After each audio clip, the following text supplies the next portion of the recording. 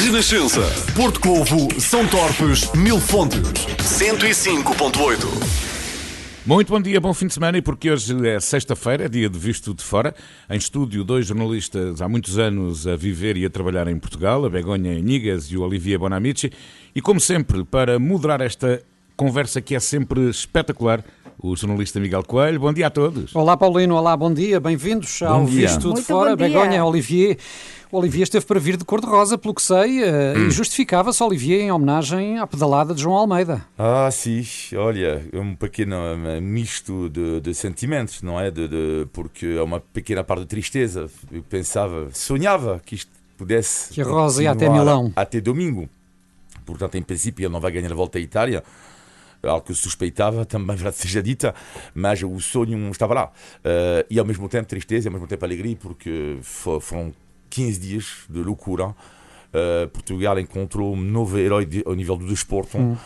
E só isto alegra-me, e sobretudo alegra-me para não ser do futebol, porque falamos tanto, e eu adoro futebol, apaixonado do futebol, mas fala-se, na minha opinião, demasiado do futebol, esquecendo, lá está, as outras modalidades, e para as outras modalidades terem mais visibilidade é preciso haver campeões.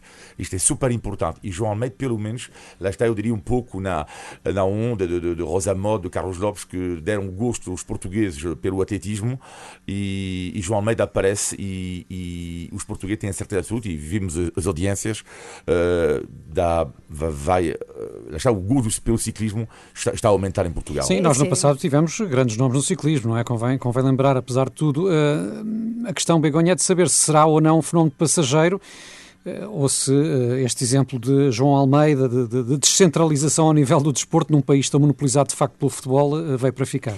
Espero que seja para ficar, e fala uma espanhola que está bastante, nós estamos habituados a ter grandes ciclistas, como ben saben, e a gañar pois, o Tour de França, a Volta Ciclista a España, o Giro de Italia, e tamén de outros desportos. E en España, precisamente, cando outros desportos comenzaron a ter premios e a ter bons resultados, como aconteceu, por exemplo, no tenis con Nadal e noutras modalidades, no básquet e demais, nase sao de desporto dos xornais e das televisores e demais e das radios, comezouse a falar muitísimo máis de outros desportos. Por iso eu espero e confío que isto sexa un primeiro paso para que se fale máis, por exemplo, de ciclismo. Sim, porque a Espanha tem a sorte, eu acho que talvez ao nível europeu seja, para mim, com a Alemanha talvez ligeiramente a Espanha mais, que é o país que tem campeões.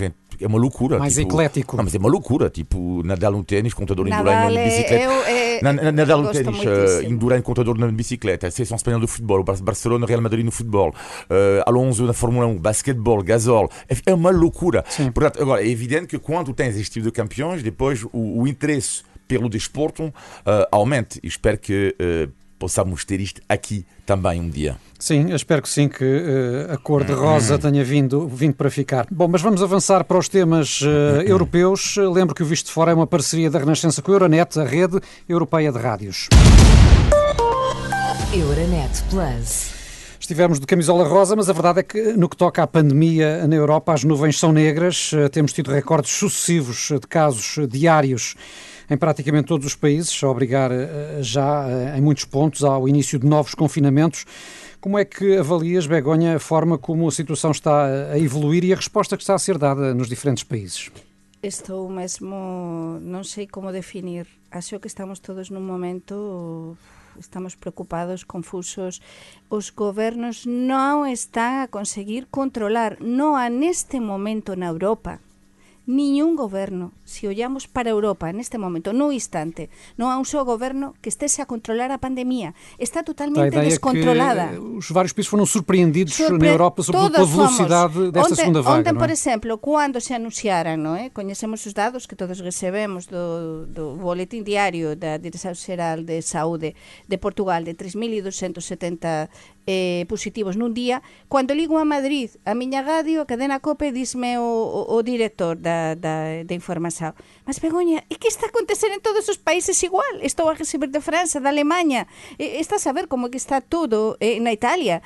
Por tanto, é dizer, finalmente o de Portugal en relación cos outros países é grave, mas é que está a ser tan grave na España, está a ser tan grave no Reino Unido, na França, na Bélxica, temos ministros na Alemanha, na Bélxica, contagiados. A vice-primeira-ministra belga está nos cuidados intensivos. E nos cuidados intensivos. Então, países como a Alemanha, não é? Como a Suécia, que quantas vezes falamos cá neste programa que a Suécia apostava, pronto, quase por levar uma vida normal. Sim, ontem a frase do governo sueco foi: a festa acabou. A festa acabou, mas para nós a festa acabou há muito tempo, mas com todo está totalmente descontrolado. Então esta pandemia parece que vai ficar e vai ficar muito tempo. E então, para mim, o principal problema, não sei o que acha Olivier, é que realmente haver o tempo que nós, anímicamente e psicológicamente, vamos nos aguantar, porque estamos todos, eu acho que bastante,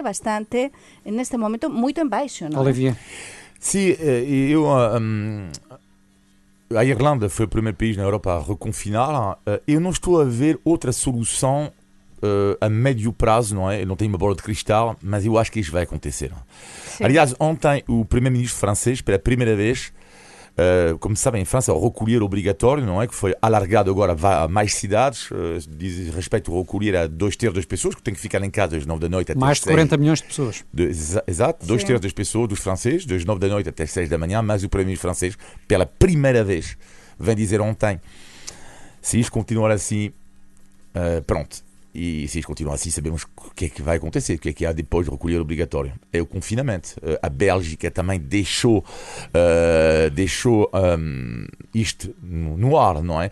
Agora, eu acho que quando Begonha dizia se os governos não foram um pouco desprevenidos com esta vaga, segunda vaga impressionante, e como estamos no visto de fora e falamos muito de Bruxelas, eu acho que estaria na hora, eu acho que é uma reunião, aliás, para a semana, sobre a coordenação ao nível europeu. Não é possível haver tantas medidas tão diferentes em relação a todos os países. Isto não é possível acontecer. É o problema da ausência de uma política de saúde europeia, porque não há, de facto, cada país é soberano nesse capítulo. A quarentena. Porquê que a quarentena num país é 7 dias, no outro 10 e no outro 14. Isto é surreal.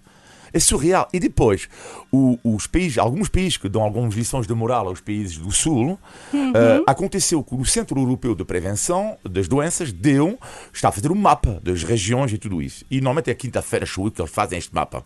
Ora, no outro dia, publicaram um mapa, mas 4 países, entre eles apontei a Suécia, a Áustria, a Dinamarca e a Alemanha, não estavam no mapa, sabem porquê? Porque não transmitiram os seus dados. Exatamente. Não colocaram os seus dados. Mas como é que isto é possível? Isto tem que haver mais coordenação a nível europeu. Mas é assim, eu na semana passada falaba precisamente de que a Alemanha, por exemplo, non tiña nese mapa dados, non é? É dizer, eles que nos dan lexoes tantas veces, non é? De como é que facer as coisas. Aquí, o que se está a ver neste momento é que realmente non há países mellores ni peores. Estes países do centro e do norte de Europa, que cando nos falábamos neste visto de fora, no mes de maio, no mes de xuño, no mes de abril, non é? De que estaban con vidas totalmente normais. Eu teño amigos que están a morar noutros países e dicen, nós podemos andar tranquilamente pela rúa, podemos ir aos cafés, aos restaurantes. Olla, que aconteceu cos reis da Holanda? Que os nosos ouvintes se calhar xa viran nas redes sociais. Nós contámos essa história aqui. Os reis da Holanda foron de férias para a Grécia, foron forçados a voltar atrás. Forçados a voltar. É dizer, as coisas nos Países Baixos tamén están a mudar. Están a mudar porque as persoas, como dixías tú, o que dice ese gobernante, non é? A festa se acabou, mas acabou há moito tempo. E entón, con todo isto que está a dizer Olivier, dunha política común para isto do COVID, cada vez europeia, cada vez é máis necesaria. Porque igual que eu defendía a semana pasada que, por exemplo, en España tende a haber unha coordinación, non é? Cando falábamos dos confinamentos parciais ou perimetrais, eu dicía que en España tende a haber unha política común, e é o que se está a ver, non é? Cada vez há máis reunións entre o goberno central e as comunidades autónomas en España, precisamente porque todos nos cortan a mobilidade, como se vai facer aquí en Portugal do día 30 de outubro ao 3 de novembro, ou senão as persoas antes ou depois viaxamos, aínda que sexan percursos máis breves, estamos en contacto os europeos, estamos dentro da Unión Europea, estamos nun circuito que se comparamos con o resto do mundo, somos moito máis pequenos do que, por exemplo, os Estados Unidos, non é? Sim, portanto, que as atividades continuam agora. E as atividades continuam. A um ritmo e um volume que não aconteceu na primeira fase, em que o confinamento foi praticamente geral. Agora temos o futebol, temos os desportos, vamos ter este fim de semana a Fórmula 1 no Algarve, etc. Sim. Portanto, há essa tentativa de manter a vida normal. A questão é se isso vai ser possível. Sim, eu acho que não vai ser possível. Há um dado que me chamou imensa atenção, que é na Irlanda.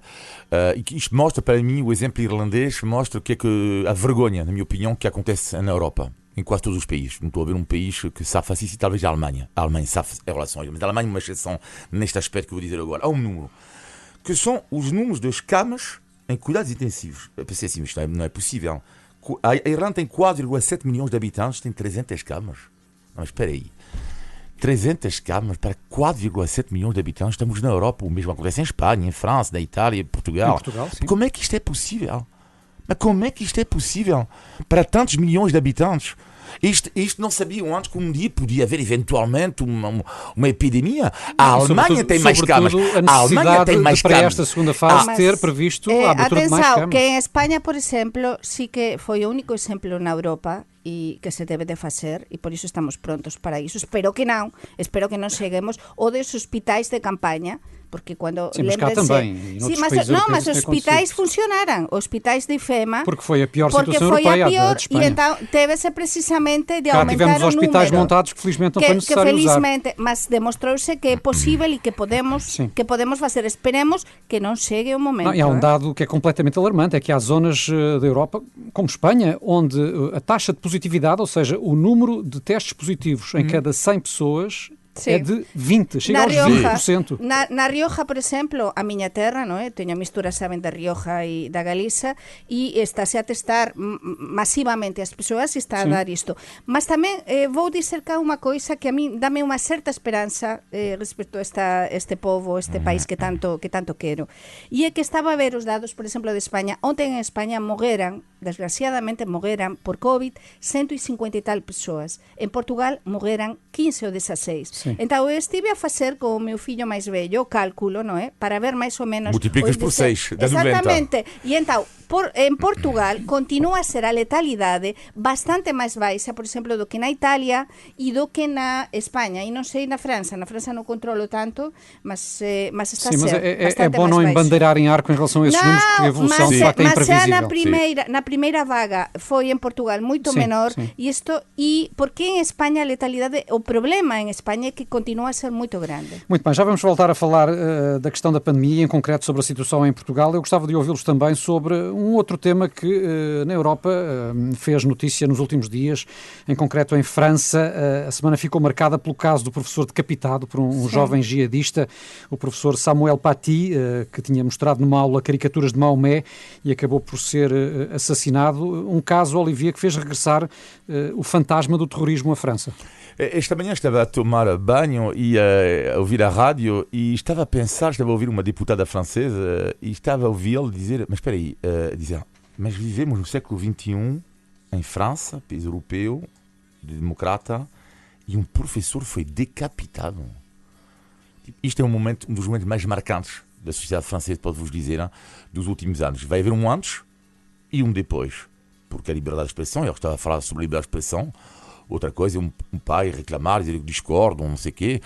Outra coisa é cortar a cabeça. Isto é uma loucura. Sim. Agora é assim, por que vai haver um antes e depois? Porque, claro que hoje em dia a extrema-direita, para eles é loucura agora. Tipo, eles querem, parece que quase todos os muçulmanos deviam ser expulsos de França. Mas ao mesmo tempo, a esquerda francesa e a extrema-esquerda francesa, eles têm uma parte de responsabilidade. Por quê? Porque não se pode admitir, tu podes ser tolerante e generoso com as pessoas diferentes, de outra religião, e ao mesmo tempo tu não podes aceitar apelos ao ódio. Isto não é possível. E em França há pessoas que, na boa, pedem o jihad, não é? Fazem um apelo ao jihad. Tu dizes, isto não pode acontecer. Existem leis da República. A liberdade de expressão, tudo bem, mas tu não podes apelar ao ódio. É proibido pela lei. Em Portugal é igual, aliás. É proibido pela lei. E por isso medidas têm que ser tomadas. Isto não é possível que hajam muçulmanos radicais ainda viverem no território francês, ou a Espanha, ou porque não é só a França, onde há muçulmanos radicais, não é? E ao mesmo tempo ter o cuidado de não entrar, lá está, no chamado racismo e de considerar que todos os muçulmanos são assim. Mas eu vejo o lado desta desgraça que foi horrível, que nos fez a todos, não é? Isso, nos revoltar, para as imagens de uma França unida, un povo unido, como é a França, un povo democrático, non é? A defender os valores democráticos, non é? Porque isto acho que os franceses, non é, Olivier, lles fez un bocado acordar. E depois eu aproveito para relacionar, parece que esta semana tivemos unha volta, digamos, máis a normalidade e a defensa dos valores democráticos tanto na França como en España, porque ontem a moção de censura no Parlamento de Madrid da Vox foi desastrosa, e non só iso, sino que conseguiu a ruptura definitiva dentro do que é o Partido Popular e a Vox, e então demostrou o discurso do líder do Partido Popular, que foi sorprendente, ninguén esperaba, do Pablo Casado, que hoxe en todos os xornais é destacado, non é? Como a volta aos valores da direita, a volta ao centro, que eu defendo há tanto tempo, de que a direita española, o Partido Popular debía e debería voltar ao centro, xa voltou ao centro e rompeu totalmente coa Abascal, coa Vox. Por tanto, hoxe os españois estamos de parabéns porque a extrema direita ficou colada onde ten de estar, non é? E esta moção de censura demostrou que em Espanha também somos democráticos. Muito bem, fica sublinhado. Obrigado, Begonha. Vamos avançar, não sem antes lembrar que o Visto de Fora é uma parceria da Renascença com a Euranet, a rede europeia de rádios. Euranet Plus. E de volta ao tema Covid, para lembrar que em Portugal temos novas medidas para tentar travar o avanço da pandemia, com 3 concelhos do norte do país em confinamento parcial. Esta manhã vai também ser aprovado no Parlamento, ao que tudo indica, o uso obrigatório de máscaras na rua. A questão, Olivier, é saber se estas medidas, se por um lado se justificam, se serão suficientes e se chegam no momento certo ou demasiado tarde. Eu não sou epidemiologista, portanto eu nunca vou me pronunciar sobre se uma medida está suficiente, é suficiente ou não é. Nunca. Agora posso me pronunciar sobre outro ponto, como é que é em relação ao resto dos países. E de facto Portugal, mantenho o que eu disse na última semana, para mim são as medidas mais leves que há em relação aos outros países, ou seja, à volta, nomeadamente a Espanha e a França. Portanto, são medidas que são mais leves. Quando eu ouvi alguém do Ministério da Saúde recentemente, não me recordo ao certo quem foi, mas dizer que sim, nós tomamos medidas, agora são precisos esperar 10 dias, 2 semanas, não é? Eu pensei, mas espera aí, eu, no meu dia a dia, objetivamente, não estou a ver o que é que mudou. Não, objetivamente, 2 semanas, o que é que mudou para mim? Nada. Não mudou. Objetivamente, eu vivo em Almada, não sinto que haja uma mudança nos espaço de 2 semanas. Agora vamos ter a máscara obrigatória. Ok, isto já é uma mudança. Mas que já muitos portugueses usam a máscara. Sim, na rua. Estou a dar o meu exemplo, não é? Sim. A minha vida ela não mudou em 2 semanas. Ou seja, estas medidas de restrição, houve algumas, mas não são medidas super fortes. Mesmo estes confinamentos agora anunciados para os concelhos no Norte são medidas, apesar de tudo, flexíveis, porque não obrigam as pessoas a ficar em casa. As pessoas devem ficar em casa se não tiverem saídas essenciais a fazer, mas não há uma fiscalização nas ruas por parte da polícia. A reportagem da Renascença esteve lá hoje e não testemunhou nada desse tipo. Como acontece na Espanha. A minha mãe dizia-me Mas em Espanha há fiscalização. Há fiscalização.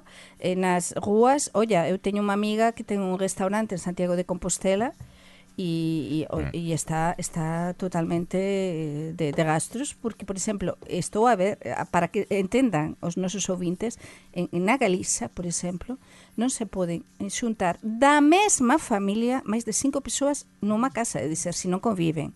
Mas na rúa xa non se pode nun café.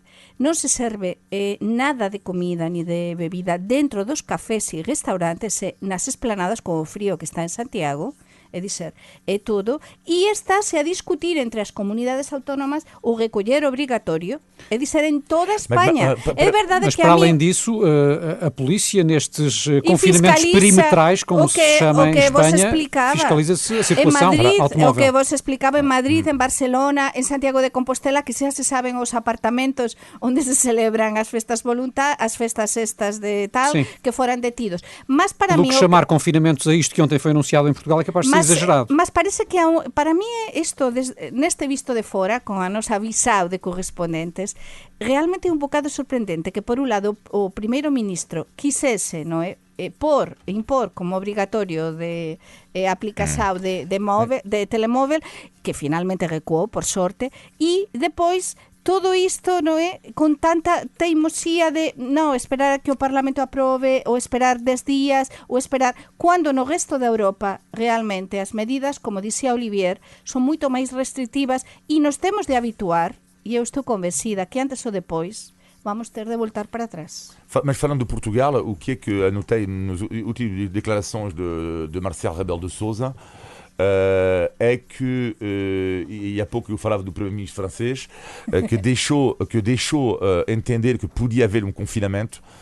Neste momento, lendo entre as linhas o que disse o Presidente da República, eu acho que ele também, neste momento, na cabeça dele, já começa a não descartar esta possibilidade de um reconfinamento em Portugal. E os meus colegas da cadena COPE en Madrid, xa esta semana, quando entramos os correspondentes na nosa ronda habitual, non é, unha vez por semana, contar os nosos países, unha das coisas que xa se está por sobre a mesa é se callar un confinamento en novembro para tentar salvar o Natal. Atenção, porque temos o Natal á porta e o Antonio Costa xa nos está a preparar há moito tempo que o Natal non vai poder ser igual e tal, e eu estou super preocupada porque cando o primeiro ministro diz aquí, lanza alguma coisa desta, que están xa a pensar nas medidas. Veremos. Portanto, veremos a ver que acontece e non nos esperan tempos fáceis. Gostava de ouvi-lo sobre esta polémica também dos últimos dias, sobre a obrigatoriedade da aplicação Stay Away Covid, sim, que pelos vistos não vai avançar.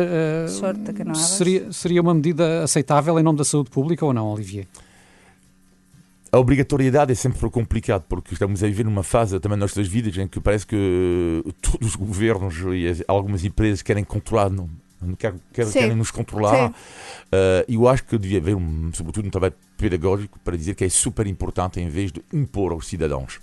Sí, mas tú disseste que ias, tú descarregaste? Sí, descarguei, sí. Porque semana pasada disseste, eu disse que non. Voluntariamente, mas sí, disseste que non, porque cando falábamos da obrigatoriedade, eu desde o primeiro momento disse que non era, que non concordaba, e acho que a opinión pública portuguesa pensaba como eu, e acho que unha coisa moito boa deste povo, do povo portugués, e o que se dice en España é, olla, isto é moito bom, os portugueses son inteligentes no sentido de que forzouse moito e criticouse moito isto, e o primeiro ministro tamén é inteligente e diz, non, teño de recuar. Portanto, interesante. Nesse caso, poderia ter ponderado melhor antes de avançar com a medida. Mas ele recoñeceu que se enganou, non é? Portanto, ben. Muito bem, temos ainda mais um tema, estamos a correr contra o tempo de facto já, mas não queria deixar de pedir a vossa opinião sobre a votação que decorre esta manhã no Parlamento, sobre a proposta de referendo à eutanásia. É um tema também muito controverso. Foram aprovados no início do ano projetos para legalizar a morte a pedido.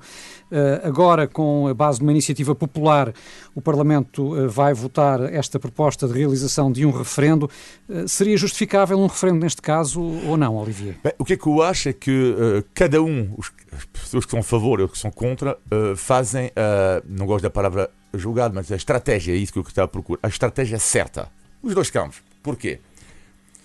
Quem vota, quem é contra a eutanásia, peço desculpa, quem é contra a eutanásia, só tem uma hipótese de ver a lei da eutanásia não aprovada é ir a referendo. Estamos de acordo? É a única hipótese. Senão tu perdes na Assembleia.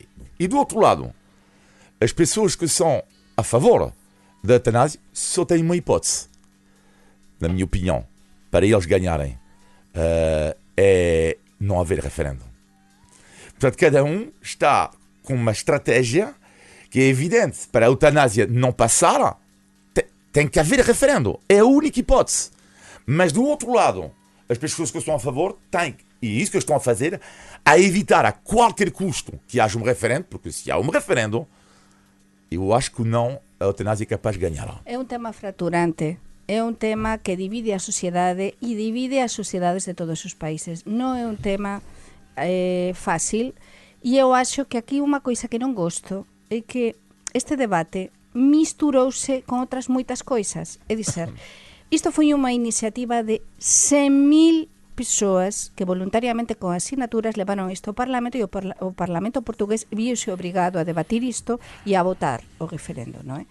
Por tanto, mas misturouse con outros moitos temas. É dizer, primeiro debateuse onte era un día onde se anunciaran moitas obras públicas, tiñamos o tema da pandemia, Consello de Ministros, e entón debátese onte, hoxe se vota con isto da máscara. Por tanto, parece que se tenta tirar importancia a un tema e a un debate que eu acho que merecía máis tempo, e isto é moito para... E os portugueses mereciam ser ouvidos ou não? Eu penso que sim, eu penso que os portugueses merecen ser ouvidos, e como dixía Olivier, é verdade que foi a única solución, a única alternativa posible para as persoas, para toda esta plataforma que realmente, e grande parte da sociedade portuguesa que non quer que a eutanasia se despenalice en Portugal, non é? Para ouvir o povo. E o povo, nun tema como este, nun tema tan fracturante e que nos toca a todos, a morte, acho que sim, que o povo deve ser ouvido. Veremos como votam os deputados, sendo que a composição do Parlamento indicia que vai ser chumbado o referendo. Vamos avançar, está na hora do índice de Tugalidade. Índice de Tugalidade. Todas as semanas a Begonha e o Olivier têm um desafio a superar, que é o de descobrir o significado de uma expressão bem portuguesa. Hoje vamos ver se serão ou não favas contadas.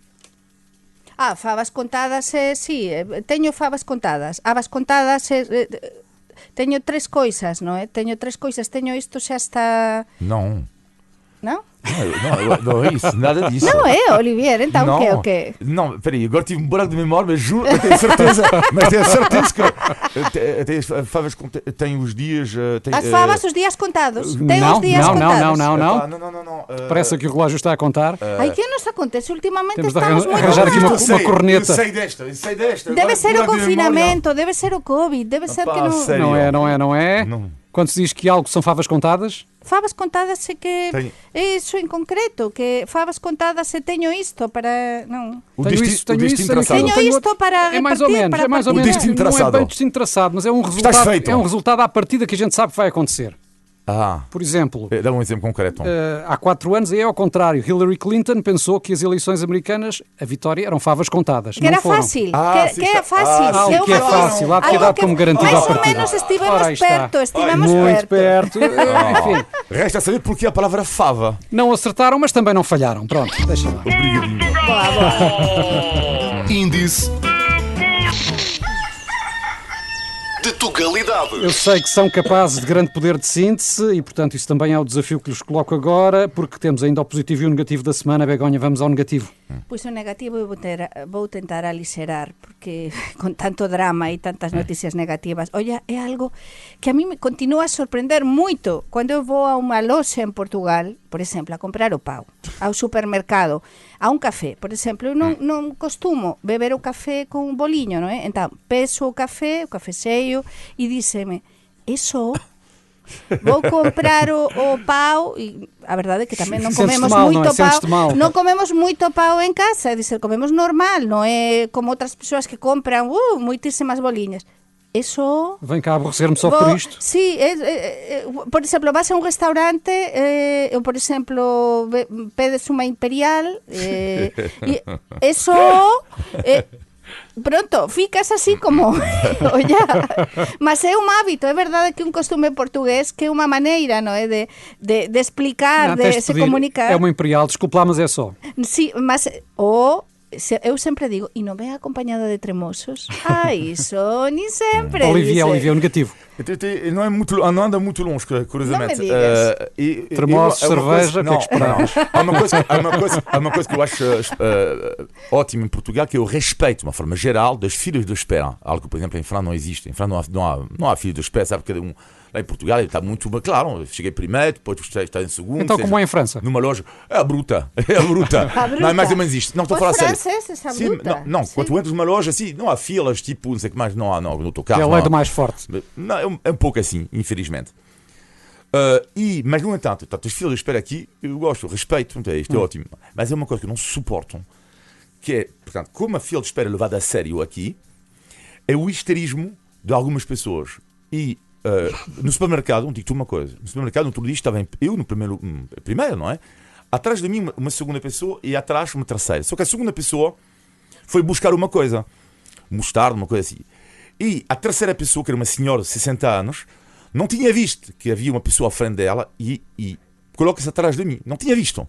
Bem, quando a pessoa que foi buscar a mostarda voltou, é o meu lugar! A fila é ali! Chegou-lhe a mostarda ao nariz. E sabes o que é que eu faço? Que é outra expressão portuguesa. Sabes o que é que eu faço agora com isto? Estas pessoas histéricas, eu troco o meu lugar com a terceira.